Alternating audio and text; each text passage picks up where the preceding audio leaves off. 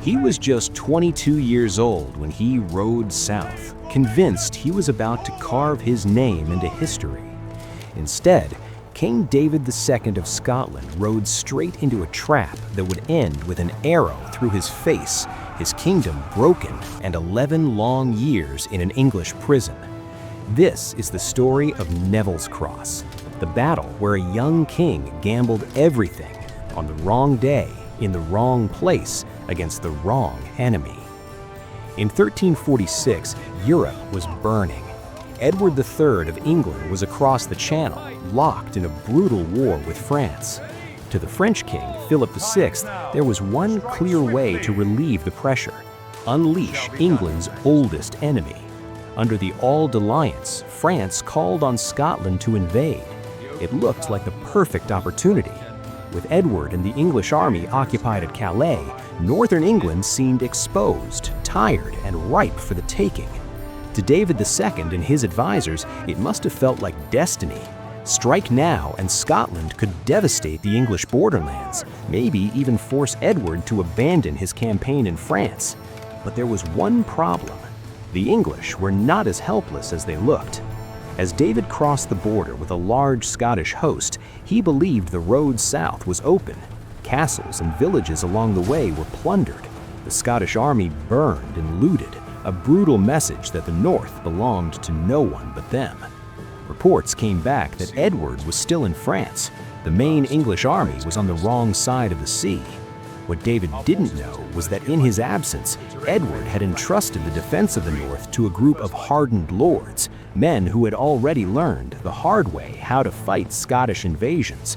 Among them were Lord Ralph Neville and Henry Percy, veterans of the border wars. They understood something David did not. You don't meet a Scottish army head-on if you can make it bleed itself dry instead. While David pushed deeper into England, the northern lords were quietly gathering an army. Local levies, seasoned men-at-arms, and most importantly, archers. English archers had already changed the face of medieval warfare. At battles like Crecy, their longbows had torn apart heavily armored knights and broken enemy charges from a distance. Now, those same tactics were about to be turned on Scotland's young king. The English commanders moved carefully, shadowing the Scots, looking for the perfect ground where their smaller, disciplined force could cripple David's larger host. They found it near the city of Durham, at a place called Neville's Cross. The ground around Neville's Cross was not kind to attackers. It was broken, uneven, with ridges and dips that could hide men and disrupt formations. The English positioned themselves on favorable high ground, their lines anchored and supported, their archers placed where they could rain death on any advance. The Scots, still convinced they were dealing with a disorganized local force, did not realize that they were walking into a battlefield chosen by their enemy. David's scouts brought back reports, but either they were dismissed, misunderstood, or simply too late. The king seems to have believed he still held the initiative. Instead, the trap was almost ready to spring. On the morning of 17 October 1346, the two armies finally faced each other. Imagine the tension as Scottish banners rippled in the wind, ranks of spearmen and armored nobles forming up, expecting another brutal but straightforward clash. Across the field, the English stood firm, their lines tight, their archers waiting for the signal. This was not a panicked militia thrown together at the last moment. This was a prepared killing ground. The battle began with skirmishes and probing attacks, but as the Scots advanced, the Longbows spoke. Arrows darkened the sky, slamming into the advancing Scottish ranks, tearing gaps in their formations. For a force that relied on closing the distance and breaking through with weight and courage, every step forward now meant more casualties. The uneven ground, the chosen English position, and the relentless arrow fire all worked together. Many charges stalled. Units became disorganized. What had looked like a confident attack was turning into an agonizing, grinding approach under constant fire. Yet David pushed on. He had come too far to turn back now. The Scots struggled uphill under arrow storm and counterattacks. Parts of their line managed to close with the English, and for a time the battle turned into a brutal melee of steel against steel. In those close quarters, Scottish bravery and strength did tell, but the English had set the terms. Each time the Scots surged, they met solid resistance, and each time they faltered, arrows and fresh reserves punished them. Slowly, the Scottish army began to fracture. At the heart of the chaos, King David II fought like the warrior king he had wanted to be remembered as. Chroniclers tell us he wore fine armor and refused to flee even as the tide of battle turned against him. As the Scottish lines buckled and then began to break, he was still in the thick of the fighting. Then came the moment that would define his reign. An arrow struck him in the face, reportedly piercing his jaw.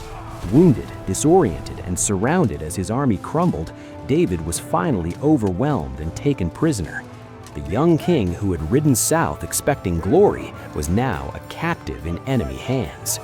The Battle of Neville's Cross ended in total disaster for the Scots. Thousands were killed or captured. The invasion collapsed in a single day. But the true impact of David's decision to march into that trap would unfold over the years that followed. With their king held in England, Scotland was thrown into political uncertainty. David would spend 11 years as a prisoner, a living bargaining chip in Edward III's grand strategy. Ransoms, negotiations, and shifting alliances all revolved around the man who rolled the dice at Neville's Cross and lost. And what about the wider war? Philip VI of France had hoped that calling on Scotland would force Edward III to weaken his campaign in France.